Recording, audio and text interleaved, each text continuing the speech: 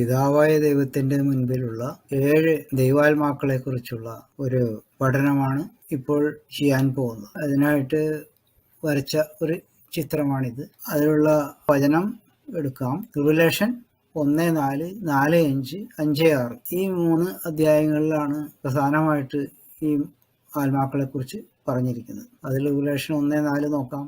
ആസിയയിലെ 7 സഭകൾക്ക് എഴുതുന്നത്, ഇരിക്കുന്നവനും ഇരുന്നവനും വരുന്നവനുമായവങ്കിൽ നിന്നും അവന്റെ സിംഹാസനത്തിന് മുമ്പിലുള്ള 7 ആത്മാക്കളുടെ പക്കൽ നിന്നും എന്നാണ് ഈ 4-ാം വാക്യം. അപ്പോൾ പിതാവായ ദൈവത്തിന്റെ മുൻപിൽ 7 ആത്മാക്കൾ, എല്ലാം പരിശുദ്ധാത്മാവാണ് എന്നാണ് ഇവിടെ പറയുന്നത്. ഇതിനെക്കുറിച്ച് തന്നെ 4-ാം അധ്യായത്തിൽ നോക്കാം. 4-ാം അധ്യായം 5-ാം വാക്യം എഴുതിയിരിക്കുന്നത്, സിംഹാസനത്തിൽ നിന്ന് മിന്നലും നാദവും ഇടിമുഴക്കവും പുറപ്പെടുന്നു. ദൈവത്തിന്റെ 7 ആത്മാക്കളായ 7 ദീപങ്ങൾ സിംഹാസനത്തിന്റെ മുമ്പിൽ ജ്വലിച്ചുകൊണ്ടിരിക്കുന്നു എന്നാണ് പറയുന്നത്. ആ ചിത്രം നോക്കിക്കഴിഞ്ഞാൽ ഇതാണല്ലോ 7 ആത്മാക്കൾ. 1, 2, 3, 4, 5, 6, 7. ആ 7 ആത്മാക്കളെ ജ്വലിച്ചുകൊണ്ടിരിക്കുന്നു ഇങ്ങനെയാണ് കാണിച്ചിരിക്കുന്നത്. അത് പറഞ്ഞിരിക്കുന്നത് റിവലേഷൻ 1:4, 4:5, 5:6 നേരത്തെ പറഞ്ഞ പോലെ. 5-ാം അധ്യായത്തിൽ 6-ാം വാക്യം എന്തിനാണ്? സിംഹാസനത്തിന്റെയും 4 ജീവികളുടെയും നടുവിലും മൂപ്പന്മാരുടെ മധ്യത്തിലും ഒരു കുഞ്ഞാട് അറുക്കപ്പെട്ടതുപോലെ നിൽക്കുന്നത് കണ്ടു.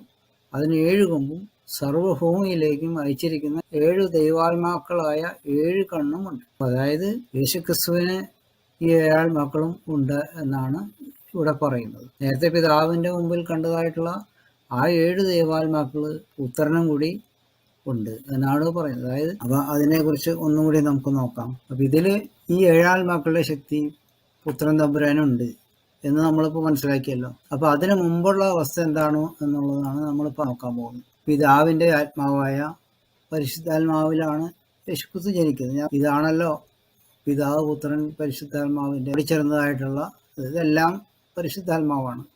അതിലൊരു ഭാഗമാണ് പിതാവ് പുത്രന് ഭൂമിയിൽ വന്നപ്പോൾ കൊടുത്തത്. അപ്പൊ അതിന്റെ അളവ് എന്ന് പറയുന്നത് വളരെ കുറച്ചേ ഉള്ളൂ. അപ്പൊ ഞാൻ ഇത് ചിത്രത്തിൽ കാണിച്ചുള്ളൂ. Levels of holy spirit anointing ആണ് ഇവിടെ കാണിച്ചിരിക്കുന്നത്. അത് 1-ാം ലെവൽ മുതൽ 7-ാം ലെവൽ വരെ ഇങ്ങനെ കൂടി വന്നു. ഒരൊറ്റ ആത്മാവേ ഉള്ളൂ. അത് 7 എണ്ണമായിട്ടാണ് അവിടെ കാണിച്ചിരിക്കുന്നത് പിതാവിന്റെ മുമ്പിൽ. ഇത് തന്നെയാണത്. യേശുക്രിസ്തു ജനിച്ചത് ദൈവത്തിന്റെ ആത്മാവിലാണ്. ഇതാണുള്ള പുത്രനായ യേശു. ആ യേശു ജഡത്തിൽ അവതരിച്ചത് ദൈവത്തിന്റെ തന്നെ ആത്മാവായിട്ടാണ്, നമ്മുടെ മാതിരിയല്ല. യേശുവിന് ദേഹിയും ആത്മാവും ഒന്നായിരുന്നു. ദേഹി എന്ന് പറയുന്നത് തോള്, ആത്മാവ് എന്ന് പറയുന്നത് പരിശുദ്ധാത്മാവും. അപ്പൊ ഇത് രണ്ടും ഒന്നാണ്, നമുക്കുള്ളത് മാതിരിയല്ല. അത് ഞാൻ നേരത്തെയുള്ള വീഡിയോകളിലൊക്കെ പറഞ്ഞിട്ടുള്ളതാണ്. അപ്പൊ അതുകൊണ്ട് പിതാവിന്റെ ഒരു ഭാഗം ആണെന്ന് ഞാൻ പറഞ്ഞല്ലോ ഈ യേശുക്രിസ്തു. അപ്പോൾ ചെറിയ മാത്രമേ യേശുക്രിസ്തുവിന് ഉണ്ടായിരുന്നുള്ളൂ, മറിയയുടെ ഉദരത്തിൽ അവതരിച്ചു. അത് കഴിഞ്ഞിട്ട് യേശുക്രിസ്തുവിന് അഭിഷേകം ലഭിക്കുന്നുണ്ട്. സ്നാപയോഹന്നാന്റെ കൈക്കീഴില് യേശുക്രിസ്തു അഭിഷിക്തനാകുന്നുണ്ട്. ആ സമയത്താണ് പരിശുദ്ധാത്മാവ് ഒരു കൂടിയ അളവിൽ യേശുക്രിസ്തുവിൽ വന്നുകൊണ്ട് ഗ്രേറ്റ് പ്രോഫറ്റ് ആകുന്നത്. ആദ്യം പ്രോഫറ്റാണ്. യേശുക്രിസ്തു ജനിച്ച് മറിയയുടെ ഉദരത്തിൽ അവതരിച്ചു കഴിഞ്ഞതിന് ശേഷം ആ അത്ഭുതങ്ങൾ ചെയ്ത് അറിയാവുന്നതുകൊണ്ട് തന്നെയാണ് മറിയയോട് കാനായിലെ കല്യാണത്തിൽ ചെന്നപ്പം അവനെ കൊണ്ട് ഇങ്ങനെ അത്ഭുതം ചെയ്യിക്കാമോ അറിയാവുന്നതുകൊണ്ട് തന്നെയാണ് അങ്ങനെ ചെയ്തത്. ഗ്രേറ്റ് പ്രോഫറ്റിന്റെ അഭിഷേകം കിട്ടിയത് സ്നാപയോഹന്നാനിൽ സ്നാനപ്പെടുമ്പോഴാണ്. അപ്പോൾ ഫസ്റ്റ് ലെവലായി. യേശുക്രിസ്തുവിന്റെ ശുശ്രൂഷ എന്ന് പറയുന്നത് പഴയ നിയമത്തിലെ ഏറ്റവും വലിയ പ്രവാചകനായിരുന്നു എന്ന് പറയുന്നത് മോശയേക്കാൾ ശ്രേഷ്ഠകരമായിട്ടുള്ള ശുശ്രൂഷയാണ്. പഴയ നിയമത്തിലെ പഴയ പ്രവാചകന്മാർ പലരും അത്ഭുതങ്ങൾ ചെയ്തിട്ടുണ്ട്. മരിച്ചവരെ ഉയർത്തെഴുന്നേൽപ്പിച്ചിട്ടുണ്ട്, വലിയ രോഗശാന്തികൾ വരുത്തിയിട്ടുണ്ട്, വെള്ളത്തിൽ പോയ ഇരുമ്പ് പൊങ്ങി വരാൻ ഇടയാക്കിയിട്ടുണ്ട്. എലിശ പ്രവാചകൻ ചെയ്ത കാര്യമാണ്. മോശ അതിലും വലിയ ശുശ്രൂഷ ചെയ്തിട്ടുള്ള ആളാണ്. പക്ഷെ അതെല്ലാം യേശുക്രിസ്തുവിന്റെ വെച്ച് നോക്കുമ്പോൾ അത്രയ്ക്കും വലുതല്ല. കാരണം അത്രയും വലിയ ശുശ്രൂഷയാണ് യേശുക്രിസ്തു ചെയ്തത്. മരിച്ച് 3 ദിവസം കഴിഞ്ഞിട്ട് ആളെ ഉയർത്തെഴുന്നേൽപ്പിക്കുക, വെള്ളത്തിന്റെ മീതെ നടക്കുക, കാറ്റിനെയും കടലിനെയും നിയന്ത്രിക്കുക, ഇങ്ങനെയുള്ള വലിയ വലിയ കാര്യങ്ങളൊക്കെ ചെയ്ത് ആ വിഷയത്തിൽ അതെല്ലാം പഴയ നിയമ പ്രവാചകന്മാരെല്ലാവരും ചെയ്തതിനേക്കാൾ വലിയ ശുശ്രൂഷയാണ്. അത് ചെയ്തത് ഈ അഭിഷേകം കൊണ്ടാണ്. മറ്റവർക്കല്ലേ ഉണ്ടായിരുന്നു, പക്ഷെ ആത്മാവ് ഇത്ര ഇല്ല. പിന്നെ അത് കഴിഞ്ഞിട്ട് യേശുക്രിസ്തു മരിച്ചു ഉയർത്തെഴുന്നേറ്റതിന് ശേഷം നേരത്തെ കാണിച്ച മാതിരി സ്വർഗത്തിലും ഭൂമിയിലും സകല അധികാരവും എനിക്ക് നൽകപ്പെട്ടിരിക്കുന്നു എന്ന് പറയുന്നത് മരിച്ചു ഉയർത്തെഴുന്നേറ്റതിന് ശേഷമാണ്. അപ്പോൾ യേശുക്രിസ്തുവിന് കൂടുതൽ ശക്തിയുണ്ട്. കൂടുതൽ ശക്തി എന്ന് പറയുന്നത് എന്തൊക്കെ ശക്തിയുള്ളത്? ആദ്യം പ്രോഫറ്റായിരുന്നു, പിന്നെ ഗ്രേറ്റ് പ്രോഫറ്റായി. ഇസ്രായേലില് അപ്പോഴും മഹാപുരോഹിതൻ സെപ്പറേറ്റ് ഉണ്ടായിരുന്നു. ഉയർത്തെഴുന്നേറ്റതിന് ശേഷം ഹൈ പ്രീസ്റ്റിന്റെ ശക്തിയും ദൈവം കൊടുത്തു. അതാണ് സ്വർഗത്തിലും ഭൂമിയിലും സകല അധികാരങ്ങളും കിട്ടിയെന്ന് പറയുന്നത്. അപ്പോൾ യേശുക്രിസ്തു ഭൂമിയിൽ ആയിരിക്കുമ്പോൾ രാജാവായിരുന്നു. യഹൂദന്മാരുടെ രാജാവാണോ നീ എന്ന് പിലാത്തോസ് ചോദിക്കുമ്പോൾ ഞാനാകുന്നു എന്ന് പറയുന്നുണ്ട്. ഇപ്പൊ രാജാവാണ്, എന്നാൽ ഭൂമിയുടെ മൊത്തം അധികാരം ഒന്നുണ്ടോ? അതില്ല. സകല അധികാരങ്ങളും കിട്ടിയത് ഉയർത്തെഴുന്നേറ്റതിന് ശേഷമാണെന്ന് മത്തായി സുവിശേഷത്തിൽ വ്യക്തമായിട്ട് പറയുന്നുണ്ട്. അപ്പൊ 3 അഭിഷേകം യേശുക്രിസ്തുവിന് ആ സമയത്തുണ്ട്, ഉയർത്തെഴുന്നേറ്റതിന് ശേഷം. എന്തൊക്കെയുള്ള? Great prophet, high priest, king of kings. അപ്പൊ അങ്ങനെയുള്ള ഒരു വലിയ ശക്തി യേശുക്രിസ്തുവിന് കിട്ടി ഉയർത്തെഴുന്നേറ്റതിന് ശേഷം. അത് കഴിഞ്ഞ് വെളിപ്പാട് പുസ്തകം 5-ാം അധ്യായത്തിൽ നമ്മൾ കണ്ടു വെച്ച് നോക്കുമ്പോൾ അവിടെ പറയുന്നത് 5-ാം അധ്യായം 6-ാം വാക്യത്തിൽ ഈ 7 ശക്തിയും കിട്ടിയെന്നാണ് പറയുന്നത്. ആദ്യം 1 ഉണ്ടായിരുന്നുള്ളൂ, പിന്നെ 2, 3 കൂടി ആയി ഉയർത്തെഴുന്നേറ്റപ്പോൾ ഇത്രയായി. അത് കഴിഞ്ഞ ശേഷം പിന്നീട് ബാക്കിയുള്ള എല്ലാ ശക്തികളും 4 ഹോളി സ്പിരിറ്റിന്റെ ശക്തി കൂടി കൂടി കൂടി വരികയാണ്.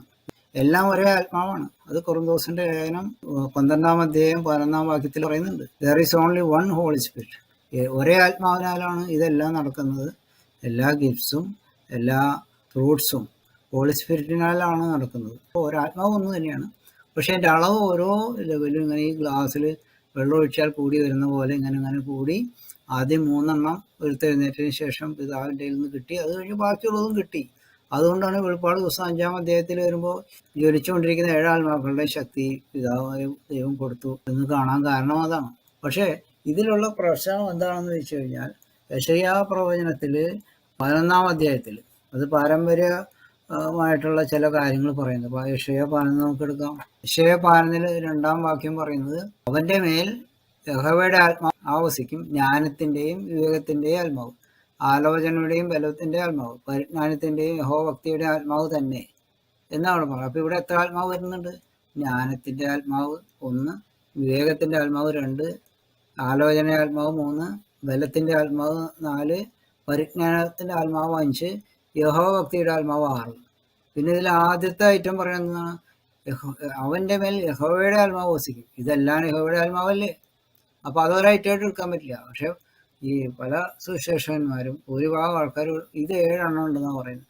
എന്നിട്ട് ഇതാണ് പിതാവിന്റെ മുമ്പിൽ ജ്വലിച്ചുകൊണ്ടിരിക്കുന്ന ഈ 7 ആത്മാക്കൾ എന്ന് പറയുന്നത് നമ്മളിപ്പോൾ ഈ കാണിച്ച ഈ 7 എണ്ണാണെന്ന് പറയും. 7 എണ്ണം ഇല്ല, ഇവിടെ 6 വാസത്തിലുള്ളൂ.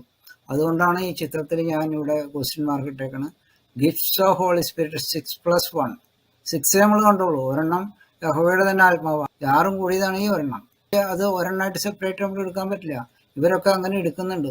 അത് തന്നെയുമല്ല, ഇതിലുള്ള കാര്യം പറയാനുള്ളത് ഞാൻ നേരത്തെ പറഞ്ഞ പോലെ അവർ ആ പറയുന്ന ലോജിക്ക് തെറ്റാന്ന് ഞാൻ പറയാൻ കാര്യം, ഇതെല്ലാം ഗിഫ്റ്റ്സ് ഓഫ് ഹോളി സ്പിരിറ്റാണ്, ആത്മാവിന്റെ വരങ്ങളാണ്. എന്നാൽ പരിശുദ്ധാത്മാവിന് വരങ്ങൾ മാത്രമല്ല ഉള്ളത്, പരിശുദ്ധാത്മാവിന് ഫ്രൂട്ട്സും കൂടിയുണ്ട്, ഫലങ്ങളും കൂടിയുണ്ട്. അതും 9 ഫലങ്ങളുണ്ട്. അത് ഗലേഷ്യൻസ് 5:22 പറഞ്ഞിരിക്കുന്നത്. അതുപോലെ തന്നെ ഇവിടെ പറഞ്ഞ ഹോളി സ്പിരിറ്റിന്റെ ഗിഫ്റ്റ്സ് എന്ന് പറയുന്നത് വരങ്ങൾ എന്ന് പറഞ്ഞത് 9 എണ്ണമാണ്. 1 കൊറിന്തൽ 12 എഴുതിയിരിക്കുന്നത്. അത് നമുക്കൊന്ന് എടുക്കാം. 8 മുതലുള്ള വാക്യങ്ങളാണ്. ഒരുത്തന് ആത്മാവിൽ ജ്ഞാനത്തിന്റെ വചനം 1, മറ്റൊരുത്തന് ആത്മാവിനാൽ പരിജ്ഞാനത്തിന്റെ വചനം 2, വേറൊരുത്തന് അതാത്മാവിനാൽ വിശ്വാസം അത് 3, വേറൊരുത്തന് അതാത്മാവിനാൽ രോഗശാന്തികളുടെ വരം 4, മറ്റൊരുത്തന് വീര്യപ്രവൃത്തികൾ 5, മറ്റൊരുവന് പ്രവചനം 6, മറ്റൊരുവന് ആത്മാക്കളുടെ വിവചനം 7, വേറൊരുവന് പലവിധ ഭാഷകൾ 8, മറ്റൊരുവന് ഭാഷകളുടെ വ്യാഖ്യാനം 9. അപ്പൊ 9 വരങ്ങളാണ് പറഞ്ഞിരിക്കുന്നത്. ഇതെല്ലാം വരങ്ങളാണ്, അതായത് ഗിഫ്റ്റ്സ് ആണ്. യെശയ്യാ പ്രവചനത്തിൽ പറഞ്ഞിരിക്കുന്നത് 6 എണ്ണമേ ഉള്ളൂ, യഥാർത്ഥത്തിൽ 9 എണ്ണമുണ്ട്. അതുകൊണ്ട് ഗിഫ്റ്റ്സ് ആണ് ഈ 7 ആത്മാക്കൾ എന്ന് പറയുന്നതിൽ യാതൊരു അർത്ഥമില്ല. ശരിക്കും 9 എണ്ണം ഉണ്ടോ? അപ്പൊ പിന്നെ ഇത് 7 ആയിട്ട് എങ്ങനെ യോജിക്കുന്നത്? അത് ശരിയല്ല എന്ന് സ്ഥാപിക്കാൻ വേണ്ടിയിട്ടാണ് ഞാൻ ഈ ചിത്രം എല്ലാം വരയ്ക്കുകയും എല്ലാം ചെയ്തത്. പിന്നെ ഹോളി സ്പിരിറ്റിന്റെ ഫലങ്ങളും 9 എണ്ണമുണ്ട്. ഗലാത്യർ 5-ാം അധ്യായത്തിലെ 22-ാം വാക്യമാണ്. ആത്മാവിന്റെ ഫലമോ സ്നേഹം, സന്തോഷം, സമാധാനം, ദീർഘക്ഷമ, ദയ, പരോപകാരം, വിശ്വസ്തത, സൗമ്യത. അതായത് 1, 2, 3, 4, 5, 6, 7, 8, 9 ഇന്ദ്രിയ ജയം കൂടിയുണ്ട്. അപ്പൊ 9 എണ്ണമുണ്ട്. 22, 23 വാക്യങ്ങളിലാണ് അത് പറഞ്ഞിരിക്കുന്നത്. അപ്പൊ ഈ ഹോളി സ്പിരിറ്റിൽ നിന്നും വരുന്നതാണ് ഫ്രൂട്ട്സും ഗിഫ്റ്റ്സും. ആത്മാവിന്റെ ഫലങ്ങളാണ് ഗിഫ്റ്റിനേക്കാൾ പ്രധാനം. ഗിഫ്റ്റ്സ് കൊണ്ട് മറ്റുള്ളവർക്ക് പ്രയോജനമുണ്ട്. അത് ചെയ്തു വെച്ചിട്ട് ഈ ഫ്രൂട്ട്സ് ഇല്ലായെങ്കിൽ ആ ഗിഫ്റ്റ്സ് ഉണ്ടായിട്ട് യാതൊരു കാര്യമില്ല. അതുകൊണ്ട് ഫ്രൂട്ട്സ് ആണ് പ്രധാനം. അത് പരിശുദ്ധാത്മാവിൽ നിന്ന് വരുന്നതാണ്. അതാണ് ഞാൻ ഈ കാര്യത്തിൽ പ്രത്യേകമായിട്ട് പറഞ്ഞു തരാൻ ആഗ്രഹിക്കുന്നത്. യഥാർത്ഥത്തിൽ ഇങ്ങനെ ഒരു ചിത്രം ഉണ്ടാക്കേണ്ടി വന്നത് തെറ്റായിട്ടുള്ള തരത്തിലുള്ള പല പഠിപ്പിക്കലും ഉള്ളത് കൊണ്ടാണ്. അത് ശരിയല്ല എന്ന് നമ്മളത് മനസ്സിലാക്കിയിരിക്കണം. യേശുക്രിസ്തു ഉയർത്തെഴുന്നേറ്റ ശേഷം ഭൂമിയിൽ വന്നല്ലോ, ആ സമയം വരെ 3 ആത്മാക്കളെ ഉണ്ടായിരുന്നുള്ളൂ. അതായത് ഗ്രേറ്റ് പ്രോഫിറ്റിൻ്റെയും ഹൈ പ്രീസ്റ്റിൻ്റെയും രാജാക്കന്മാരുടെ രാജാവിൻ്റെയും അഭിഷേകമാണ് യേശുക്രിസ്തുവിന് ഉണ്ടായിരുന്നത് മരിച്ചു ഉയർത്തെഴുന്നേറ്റതിന് ശേഷം. ഈ ഗിഫ്റ്റ്സ് എല്ലാം പരിശുദ്ധാത്മാവിൻ്റെ 7 ദൈവങ്ങളാണ് എന്ന് പറയുന്നതിൽ അർത്ഥമില്ല എന്ന് ഞാൻ പറഞ്ഞല്ലോ. അതാണ് നമുക്ക് ഇതിൽ നിന്ന് മനസ്സിലാക്കി എടുക്കാനുള്ളത്. പിന്നെ തെറ്റാവരമുണ്ട്, പോപ്പിനെ പോലെ ഉണ്ട് എന്നുള്ളൊരു ധാരണ പലർക്കും ഉണ്ട്. അതുകൊണ്ട് ഒരിക്കലും ഒരു തെറ്റ് പറഞ്ഞാൽ അത് ഒരിക്കലും കറക്റ്റ് ചെയ്യാൻ തയ്യാറില്ല. എന്നെ സംബന്ധിച്ചിടത്തോളം ഞാൻ പറയാൻ മാത്രമേ ശരിയുള്ളൂ, മറ്റുള്ളവർ പറയുന്നത് ഒക്കെ തെറ്റാണെന്ന് ഞാൻ വിചാരിക്കുന്നില്ല. അപ്പോൾ എന്നെക്കാൾ ദൈവം കൊടുക്കുന്ന ആൾക്കാർ വേറെയുണ്ട്. അവരിൽ നിന്ന് എടുക്കാൻ പറ്റുന്ന കാര്യങ്ങൾ പലതും ഞാനിതിൽ എടുത്തിട്ടുണ്ട്. എനിക്ക് നേരിട്ട് തന്ന കാര്യങ്ങളാണ് ഭൂരിഭാഗവും ഇട്ടിരിക്കുന്നത്. മറ്റുള്ളവർക്ക് ഷെയർ ചെയ്യാൻ പറ്റുന്നെങ്കിൽ ഷെയർ ചെയ്യും,